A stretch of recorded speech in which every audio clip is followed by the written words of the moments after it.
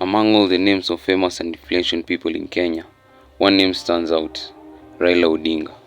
To some, he was Baba, the father of modern democracy.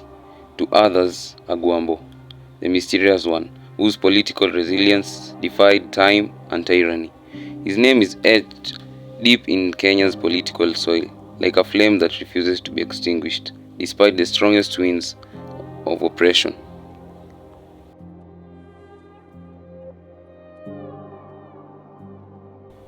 Raila was born on January 7, 1945 in Maseno, Nyanza province, the cradle of political giants.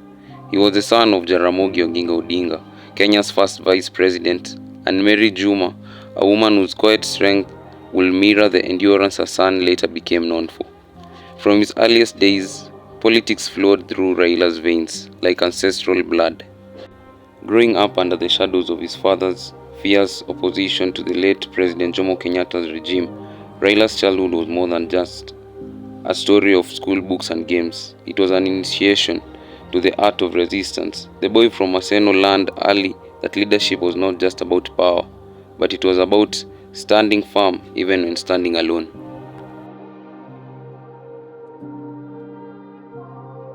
In the 1960s, a time when few Kenyans could dream beyond nations' borders, young Raila journeyed to East Germany. There, he studied mechanical engineering at the Technical University of Magdeburg. His education left him with more than technical skills. It instilled him in discipline, organization, and unshakable belief in social justice. When he returned to Kenya in 1970, Raila joined the University of Nairobi as a lecturer and later became the deputy director of the Kenyan Bureau of Standards. Yet, even in the precision of engineering, politics called him like a restless drumbeat.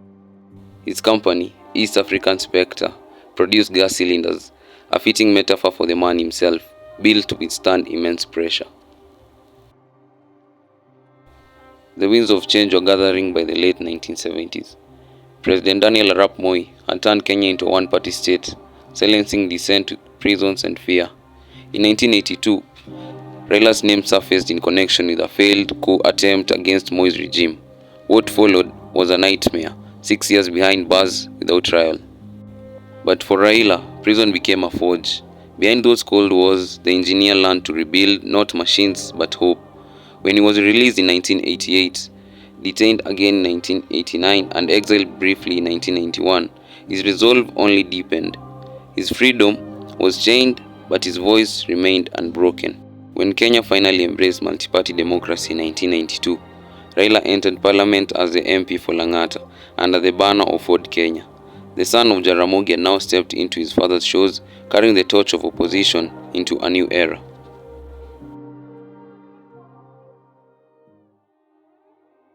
Through the 1990s and early 2000s, Raila's political journey was a whirlwind of alliances, betrayal, and rebirths. He joined and later broke up from the ruling party KANU, where he once served as the Minister for Energy. His charisma drew crowds, his speeches inspired millions, and his slogans, such as Tinga Tinga, roared through the rallies like thunder. In 2002, Raila became the architect of the National Rainbow Coalition, NAC, that swept Moi Kibaki to power, ending KANU's 40-year rule. His rallying cry, Kibaki Tosha, became immortal, a phrase that symbolized the power of selflessness in politics.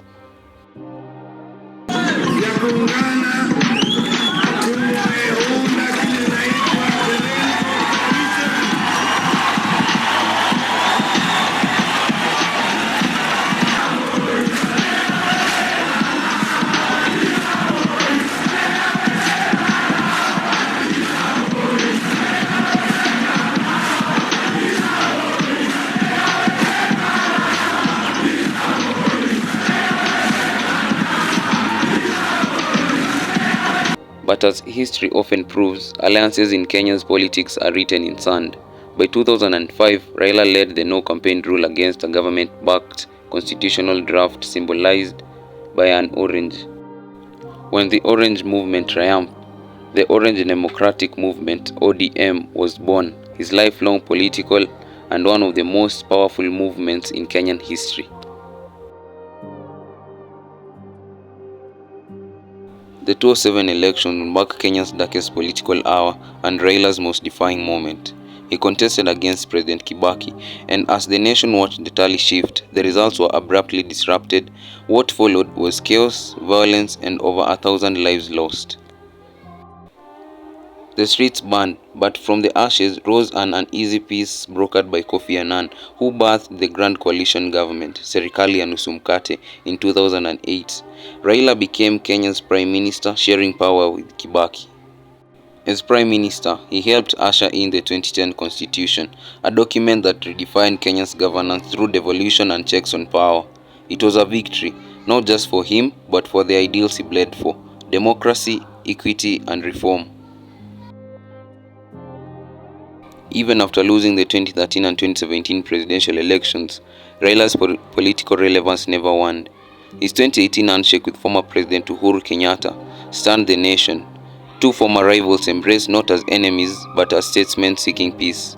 Out of it came the Building Bridges Initiative, BBI, a bold but controversial plan to heal Kenya's divisions.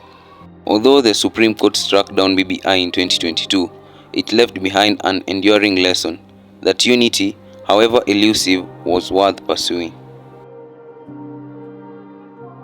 In the 2022 election, Raila under the Azimio la Umoja coalition faced William Ruto in one of the most competitive races. The Supreme Court upheld Ruto's victory, and though Raila disagreed, he accepted the ruling, proving once again his commitment to the rule of law.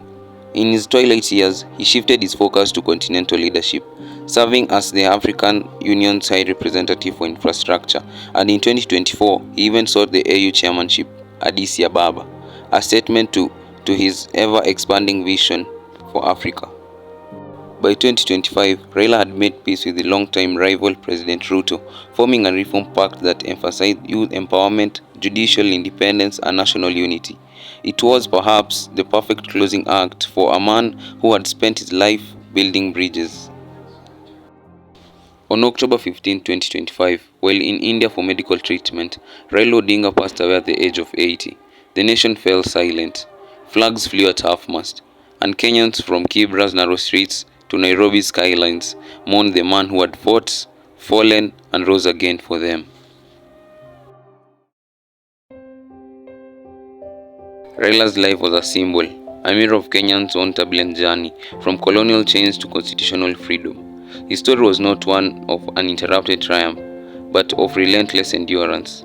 Like a phoenix, he rose from political ashes time and again, each time reinventing himself and each time reigniting the hope of a better tomorrow. He once said, "The struggle is my life." And true to those words, Raila Odinga never stopped struggling, not for power, but for purpose. Today, his name is more than history. It's a metaphor for courage, for resilience, and for the eternal fire of democracy that refuses to die. Round the Bay of Mexico, where the sun shines daily on a mountain top, I took a trip on a sailing ship. When I reached Jamaica, I made a stop. But I'm sad to say I'm on my way. Won't be back for many a days. My head is down, my head is turning around. I had to leave a little girl in Kingston town.